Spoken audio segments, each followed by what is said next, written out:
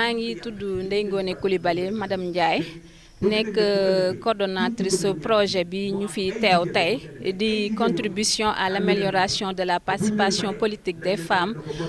lors des élections locales. Projet bi ñu ngi ci ànd ak suñu partenaire Wildaf Sénégal mu ngi ci ànd ak partenaire bu ñuy tuddee Urgent Action Fund Africa nga xam ne moom tamit dafay xeex lépp luy àq ak yelleef jigéen pour ñu jox jigéen gën a jox jigéen gëddaam. projet bi nag ñu ngi ko tëgg ci 5 activités maanaam formé nañu 15 relais jeunes ci wàllum parité ak ci wàllum processus électoral pour ñu xam naka la ñuy voté ak lan mooy rôle conseiller ak parité lan moo ko wundu jeunes yooyu ba ñu paree wax nañ leen nañu def ku ci nekk sa gox sa quartier tee débat pour gën a sensibiliser sa waa localité. ba ñu paree ci loolu formé nañ 30 femmes leaders yoo xam ne ci parti politique yëpp lañ jóge ak ci société civile bi formé leen ci wàllum leadership maanaam naka la ñuy jiitee formé leen ci wàllum plaidoyer maanaam naka ngay baabee formé leen ci technique de communication mooy que ne naka ngay communiquer ak mbooloo mi pour wax leen sa programme ak wax leen li nga bëgg ci sa gox. formé nañ leen aussi ci bonne gouvernance parce que bonne gouvernance lépp lu mu nekkul kat du mbir yi du sotti formé nañ leen aussi ci développement local ndax élection locale buñ koy wax pour surtout pour développement local moo ko wundu. léegi nag ci activité yooyu am nañ campagne de sensibilisation ndax projet bi zone d'intervention yi Pikine la ak ñàkku rab donc campagne tey li ñu fi indi mooy campagne de sensibilisation pour jéem a ñëw waxtaan ak waa goxu ñàgg sensibiliser leen kat ci lan mooy njëriñu participation jigéen ñi maanaam seen représentation ci wàllum élection locale yi nga xam ne moom lañu dëgmal. dañuy wax rek ne Wildaf dëgg la dañuy wax participation politique des femmes di wax parité mais ñun lu ñu bëgg mooy une représentation quantitative non seulement quantitative mais qualitative parce que dañu bëgg kat jigéen yi ñuy teg ci yenn yox ndomboy tànk yi ñu am benn formation boo xam ne fu ñu leen fa teg war nañoo mën a jëfee li askan wi soxla ci ñoom. donc bu ñu paree ci campagne de sensibilisation yi dañuy def ay émission rajo commencé nañ ci sax maanaam pour gën a sensibiliser population yi gën a yaatal mbir mi ci wàllum participation politique des femmes aux élections locales. bu ñu ci paree tamit dina am suivi parce que femmes yi duñu leen former rek def campagne de sensibilisation rek non dinañ def le tout def suivi bi ba femmes yooyu ñu formé woon kat ñu jéem a xool est-ce que réellement femmes yi dugg nañ ci liste yi ak bi ñu duggee ci liste yi kat ndax ñoom bokk nañ ci conseillères yi ñu nommé ak ndax ci femmes yooyu am na fa koo xam ne fal nañ ko maire voilà looloo projet bi loolu mooy soloom loolu moo ñu fi indi tey pour sensibiliser davantage population yi ci wàllum parité beeg élection locale yi participation politique ci élection locale yi. waaw mooy comme ni ma ko waxee rek xam nga am na yenn poste yoo xam ne pour nga occuper ko il faut nga am yenn compétence yi dëgg la compétence. du rek ne jàng nga école wala jàng nga daara am na ñoo xam ne jànguñu defuñu ñaari kii yooyu yëpp te am nañ compétence yu baax mais dafa am yenn domaine yoo xam ne pour nga maîtriser ko lu mel ne ci wàllum ay vote budget yooyu yëpp il faut nga am nga am benn formation bi looloo tax Wildaf jukkat ne femmes yooyu jot na ñu former leen pour que kat ñu mën a wane taxawaay bu mën a défendre seeni intérêt ci wàllum ci wàllum conseillers départementaux yi ak conseils communaux yi looloo mais du ne femmes yi parce que ñun comme ni ma ko waxee rek ñun représentation quantitative mais également qualitative la ñuy kii femmes yooyu bu ñu leen former parce que femmes yi ci boppam boo seetloo ñoom sax dañoo bëgg ñu former leen parce que ci formation femme da ngay gis ñu naan lii ngeen def kat da ngeen ko war a yaatal ci Sénégal bi yëpp. parce que am na ay femmes yoo xam ne leader lañu mais yenn formation yi ngeen ñu jox ñoom amuñu ko te xëy na formation boobu buñ ko amee dina tax ñoom ñu war a gën a mën a dëgëral seen taxawaay ci gox yi ñu nekk.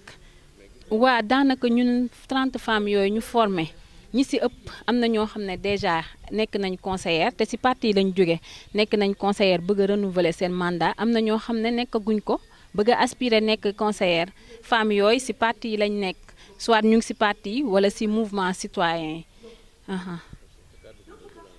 waa juste que ne sens di wax ñaaxaat population bi rek ne leen jigéen ñi pour wax ne participation politique ñëwuñu pour ne jigéen fu mu toog dañuy bëgg a yemale góor ak jigéen mais dañ ne jigéen war nañ ko wax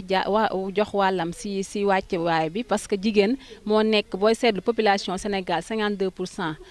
jigéen la te jigéen kat gis nañu buñ ko tegee fenn intérêt général lay gën a défendre buñ ko tegee fenn dina gën a jël en compte préoccupation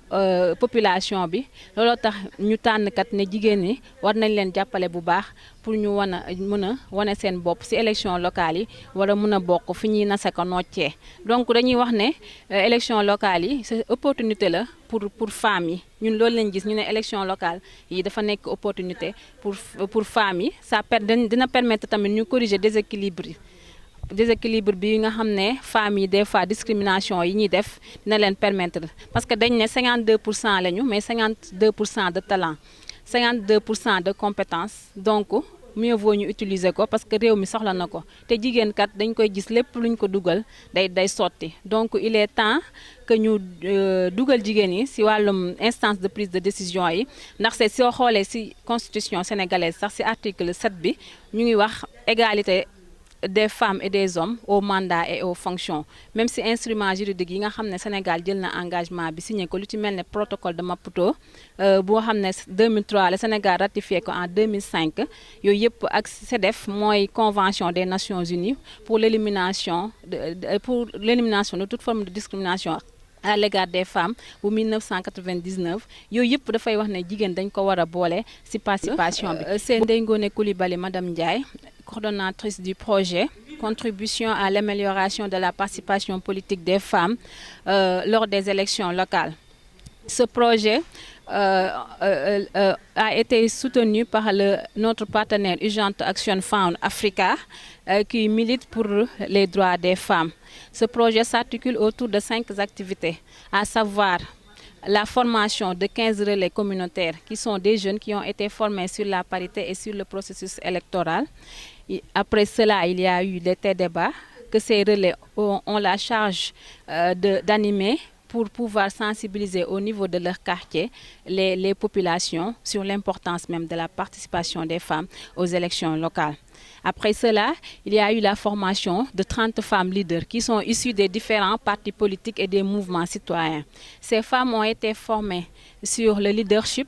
sur le plaidoyer, sur les techniques de communication, sur la bonne gouvernance et sur le développement local. Après ces activités, c'est autour des campagnes de sensibilisation, ce qui indique notre présence aujourd'hui. C'est de sensibiliser davantage les populations sur l'importance même, sur l'enjeu de la représentation des femmes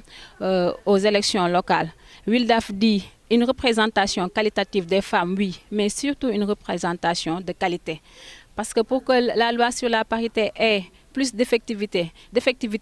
que la loi sur la parité puisse être beaucoup plus appliquée, il faudrait que les femmes aient les compétences nécessaires. C'est pour cela que Wildaf a jugé nécessaire de former ces femmes sur les différents